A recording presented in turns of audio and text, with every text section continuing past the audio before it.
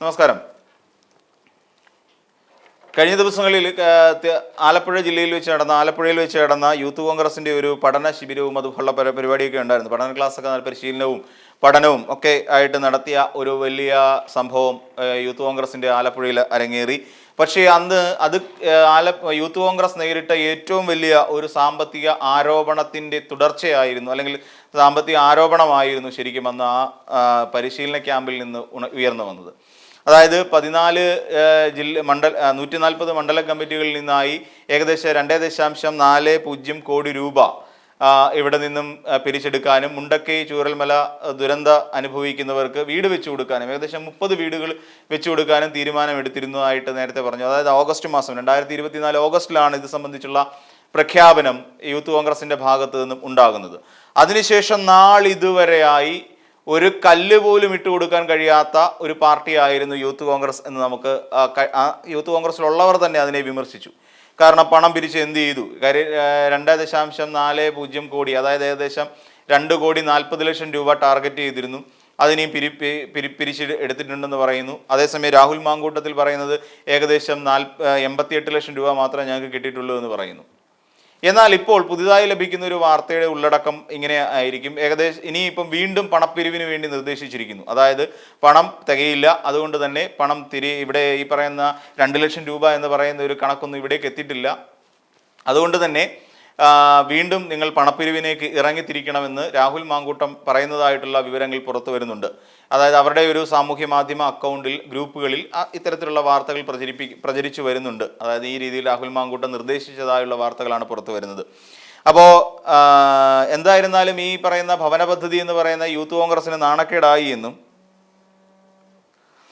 അങ്ങനെ ആ യൂത്ത് കോൺഗ്രസിന് നാണക്കേടായതുകൊണ്ട് തന്നെ എത്രയും വേഗം പണപ്പിരിവ് വീണ്ടും നടത്തിയതിനു ശേഷം ഏകദേശം ഈ വരുന്ന ദിവസങ്ങളിൽ തന്നെ അവസാന തീയതി നിശ്ചയിച്ചുകൊണ്ട് ഈ 140 മണ്ഡലങ്ങളിലെയും പ്രതിനിധികൾ, അതായത് അധ്യക്ഷന്മാർ ഈ പണം എത്തിച്ചു കൊടുക്കണം. അല്ലാത്ത പക്ഷം ഈ പറയുന്ന നേതാക്കന്മാരെല്ലാം അവർ സ്ഥാനഭ്രഷ്ടരാകുമെന്നുള്ള ഭീഷണിയും അതിൽ വരുന്നുണ്ടത്രേ. അതായത് നിങ്ങൾ സ്ഥാനഭ്രഷ്ടരാക്കാൻ പോവും, അതായത് നിങ്ങളുടെ ഈ പ്രസിഡന്റ് സ്ഥാനമൊക്കെ നിങ്ങൾക്ക് നഷ്ടപ്പെട്ടു പോവും, ഈ പറഞ്ഞ തുക ഇവിടെ യൂത്ത് കോൺഗ്രസിന്റെ അക്കൗണ്ടിലേക്ക് എത്തിച്ചേ മതിയാകൂ എന്ന തരത്തിലുള്ള ഭീഷണിയും അതിനകത്തുണ്ട് എന്നാണ് പറയപ്പെടുന്നത്. അപ്പോൾ അതിൻ്റെ അർത്ഥം പിന്നീട് അടുത്ത ഒരു ഭീഷണി, ഇനിയിപ്പോൾ നിങ്ങൾ ഏത് ഗ്രൂപ്പിൽപ്പെട്ടതാണെങ്കിലും നിങ്ങൾ ഏത് ഒരു നേതാവിൻ്റെ കൂടെ നടക്കുന്ന ഒരാളാണെങ്കിലും ശരി, അവർ പറഞ്ഞിരുന്നാലും ശരി, നിങ്ങളെ പിന്നീട് ആ ഒരു പദവിയിലേക്ക് തിരിച്ചെടുക്കുന്നതല്ല എന്നർത്ഥത്തിലുള്ള ഭീഷണിയാണ് പോയിക്കൊണ്ടിരിക്കുന്നത്. അതുകൊണ്ട് ഏത് ഭാരവാഹിയാണെങ്കിലും നമുക്കത് ബാധകമല്ല. കാരണം പൈസ നമുക്ക് കിട്ടിയേ പറ്റൂ. കാരണം രാഹുൽ മാങ്കൂട്ടത്തെ സംബന്ധിച്ചിടത്തോളം ഏറ്റവും കൂടുതൽ വിമർശനമുണ്ടായ ഒന്നാണ് ഈ മുണ്ടക്കൈ ചൂരൽമല ഉരുൾപൊട്ടലുമായി ബന്ധപ്പെട്ട് ഭവന പദ്ധതിക്കായിട്ട് പണം പിരിച്ചെടുത്തത്. അപ്പോൾ ഈ പണം പിരിച്ചെടുത്ത് രാഹുൽ തന്നെ പറഞ്ഞിട്ടുണ്ട് 88 ലക്ഷം രൂപ വന്നിട്ടുണ്ട്. എന്നിട്ട് മാധ്യമപ്രവർത്തകരുടെ മുന്നിൽ ഇരുന്നു കൊണ്ട് അക്കൗണ്ട് സ്റ്റേറ്റ്മെന്റ് ഇട്ട് കൊടുത്തിട്ടാണ് പറഞ്ഞത്, ഇതിൽ നിന്ന് 1 രൂപ പിൻവലിച്ചിട്ടുണ്ടെങ്കിൽ നിങ്ങൾക്കതിൽ ഞാൻ ഈ പറയുന്ന അധ്യക്ഷ സ്ഥാനം ഒഴിവായി തരാം എന്ന് രാഹുൽ മാങ്കൂട്ടത്തിൽ മാധ്യമങ്ങളെ പച്ചയ്ക്ക് വെല്ലുവിളിക്കുകയായിരുന്നു. പരസ്യമായി വെല്ലുവിളിക്കുന്നത് നമ്മൾ അവിടെ നിന്നുകൊണ്ട് കണ്ടിരുന്നു.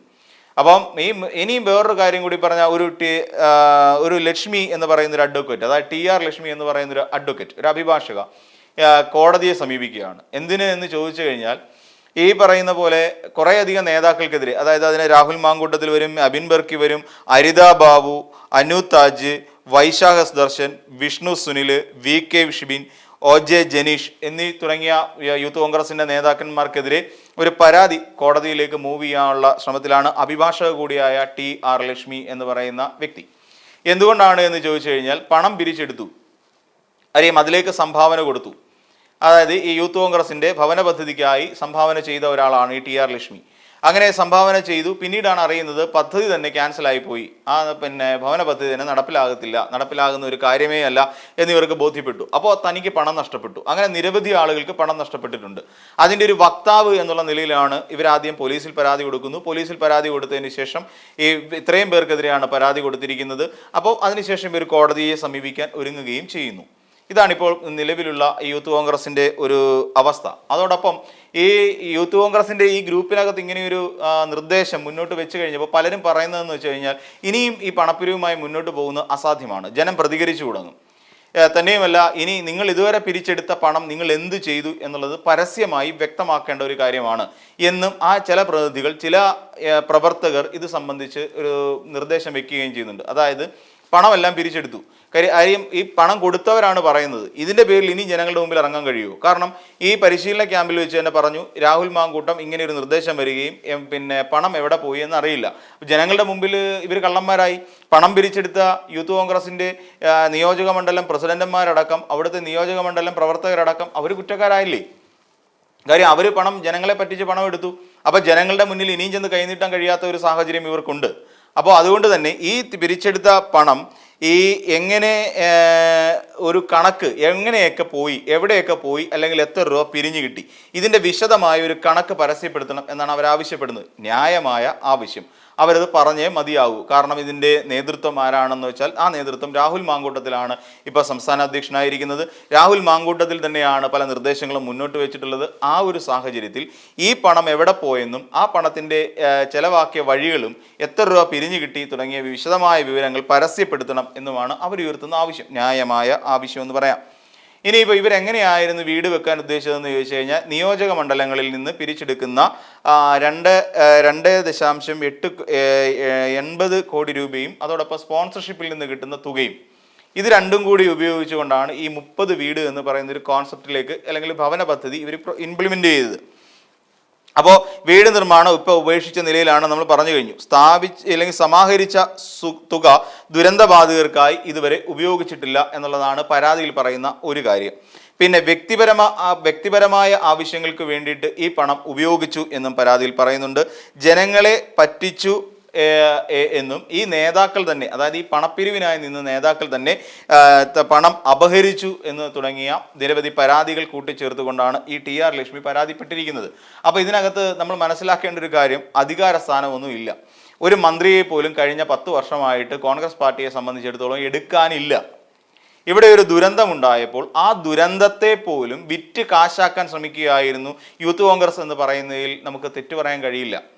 അതിനെ മറപിടിക്കാൻ വേണ്ടിയിട്ട് ഇപ്പോൾ കിട്ടിയിരിക്കുന്ന യൂത്ത് കോൺഗ്രസിന് ഇപ്പോൾ കിട്ടിയിരിക്കുന്ന ഒരു കാര്യം, ഇപ്പോൾ ഈ കോട്ടയം മെഡിക്കൽ കോളേജിൽ ഉണ്ടായ കെട്ടിടം തകർന്ന് വീണതുമായി ബന്ധപ്പെട്ടുണ്ടായ ഒരു മരണം, പിന്നീട് അത് സംബന്ധിച്ചിട്ടുള്ള കോലാഹലങ്ങൾ, സമരപരിപാടികൾ, ഇതൊക്കെ സത്യത്തിൽ ഇങ്ങനെ നടത്തിയ കുറേ കുൽസിത ശ്രമങ്ങളെ മറച്ചു പിടിക്കാൻ വേണ്ടിയിട്ടാണോ, അതല്ല അതൊന്നും ഇനി വാർത്തയിൽ ചർച്ച ചെയ്യപ്പെടാൻ പാടില്ല എന്ന് കരുതിയിട്ടാണോ ഇപ്പോൾ ഈ സമരപരിപാടികളുമായി മുന്നോട്ടിറങ്ങുന്നതെന്ന് സാമാന്യ ജനം സംശയിച്ചാൽ അതിനകത്ത് നമുക്ക് തെറ്റു പറയാനും കഴിയില്ല. കാരണം ഇപ്പോൾ നിരന്തരമായി ഈ യൂത്ത് കോൺഗ്രസ് ശക്തമായ സമരപരിപാടികളായിട്ട് മുന്നോട്ട് പോവുകയാണ്. ഇപ്പോൾ കഴിഞ്ഞ ദിവസം തന്നെ രാഹുൽ മാങ്കൂട്ടത്തിൽ പറഞ്ഞ എന്താണ്, നിപ ബാധിച്ച ഒരാൾ പോലും ജീവനോടെ അവശേഷിച്ചിട്ടില്ല എന്ന് പറഞ്ഞു. അത് പച്ചക്കള്ളമല്ലേ? രാജ്യത്ത് തന്നെ നമ്മൾ നോക്കിക്കഴിഞ്ഞാൽ രാജ്യത്ത് തന്നെ കോവിഡ് ബാധിച്ച മരണങ്ങൾ ഏറ്റവും കൂടുതൽ 2ാമത്തെ സംസ്ഥാനം കേരളമാണത്രേ.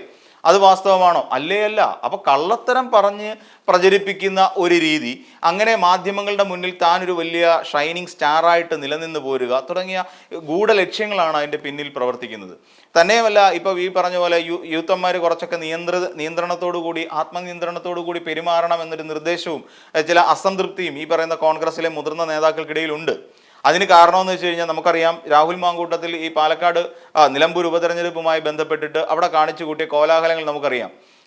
നമ്മൾ നേരത്തെ ചർച്ച ചെയ്ത കാര്യങ്ങളാണ്. അൻവറിനെ പോയി കണ്ടതും പിന്നീട് ഉണ്ടായ പല വിവാദങ്ങളും, ഷാഫി പറമ്പിലും ഈ രാഹുൽ മാങ്കൂട്ടവും കൂടെ വരുന്ന വഴി വെച്ച് അവിടുത്തെ തെരഞ്ഞെടുപ്പ് ഉദ്യോഗസ്ഥർ തടയുകയും പെട്ടി പരിശോധിക്കുന്ന സ്ഥലത്ത് വെച്ച് കാണിച്ച ഒരുമാതിരി വല്ലാത്ത ഷോയും ഒക്കെ, നിനക്കുള്ള സർവീസ് പാരിതോഷികം നിനക്ക് ഞാൻ തരുന്നുണ്ട് എന്നൊരു പോലീസുകാരൻ്റെ, അതും ഒരു അമ്മാവനോ അച്ഛനോ ഒക്കെ ആകാൻ പ്രായമുള്ള ഓരോ മനുഷ്യൻ്റെ മുഖത്ത് നോക്കി ചോദിക്കുന്ന ഒരു ധാർഷ്ട്യമുണ്ടല്ലോ. അത്തരത്തിലുള്ള ധാർഷ്ട്യമൊക്കെ ഇപ്പോഴത്തെ യുവതലമുറ ഇങ്ങനെ യുവനേതാക്കൾ ഇങ്ങനെ കൊണ്ടു നടക്കുമ്പോൾ, ഈ വൃക്ഷമാകുമ്പോൾ ലോകമെല്ലാം ഭസ്മീകൃതം എന്ന് പറയുന്ന, അതായത് ഈ ചെറുതനത്തിൻ്റെ മുകളിൽ കയറിയിരുന്ന കുരങ്ങ് പറയുന്നൊരു അവസ്ഥയുണ്ട്. എന്നാൽ നമുക്ക് ചിന്തിക്കേണ്ടി വരും.